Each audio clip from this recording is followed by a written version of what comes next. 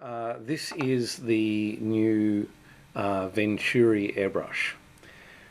It is designed by the teachers of Airbrush Venturi, but is manufactured by the Pash family, the Pash brothers in Chicago. We're very passionate about having Chicago-made airbrushes. We don't want airbrushes that are not made by passionate hands, if you don't mind the pun. In designing it, there are only 3 components that are off original Pash airbrushes. All of the other components are custom made specifically for Airbrush Supply Network and designed by the teachers. The goal of the development of the VENTURI airbrush was to come up with an airbrush that was more comfortable to control. So it's not about finer lines, it's not about any of that sort of stuff. It is about an airbrush that feels nicer to use. Now that's a very vague, very abstract idea. But we use the term je ne sais quoi. It's the intangible feel of the airbrush that we've tried to improve. And we've done this in all sorts of different ways. We have the largest triggers in the world, and we have triggers that don't have knurling on top. And interestingly enough, if you control the trigger the way that we teach you to, where you're not actually trying to pull at the front, but actually push down at the back, you get a very different feel to the airbrush and the way you control it. We have a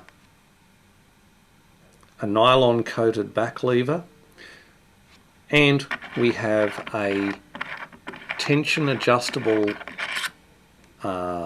spring at the rear, and this has increments marked, and you can just wind this in and out to get a tighter, or wind it out to create a much softer trigger feel. And so these marked increments match the number of windings on the spring inside the return spring assembly there, and so you're able to have a measurable mark of knowing how soft or stiff the trigger is. So the largest triggers in the world, we have the nylon coated back lever, which has a lowered fulcrum point so that you have better leverage, and we have a properly designed pressure adjustable spring at the rear so that you can make your trigger action really stiff or really soft just by winding that in and out. The second major aspect to the design of this airbrush was to come up with an airbrush that was really quick and easy to be able to open up, clean out if there's a blockage, and put it back together again. And there's no better way than using floating nozzle design airbrushes. Now, a floating nozzle is simply the fluid nozzle at the front is not screwed into the body. The fluid nozzle sits at the front here, and we have this spanner specifically is for the removal of the head, and then this notch here is for the removal of the fluid nozzle.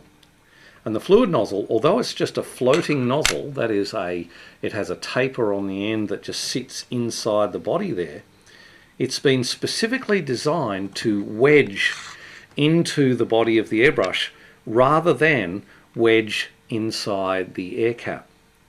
And with the all of the floating nozzle designed airbrushes in the world, there has been a tendency for the nozzles to get jammed inside the air cap. And this one here has been specifically designed to wedge into the body, and that's why we have this special little chuck here, so that you're able to pick up the nozzle in that square there, and you're able to actually hold it there if you want. So you put the fluid nozzle back on the front, and that's just held in place by the air cap. You put this on, and you've got to make sure that this is very, very tight. If that's not tight, it means that the metal on the nozzle won't seat against the body. And I'm just going to guide the needle into the rear,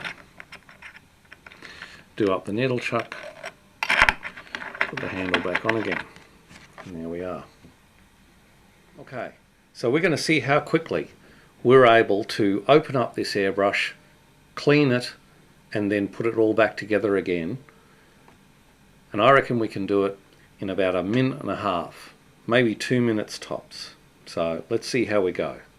Press start, take the handle off,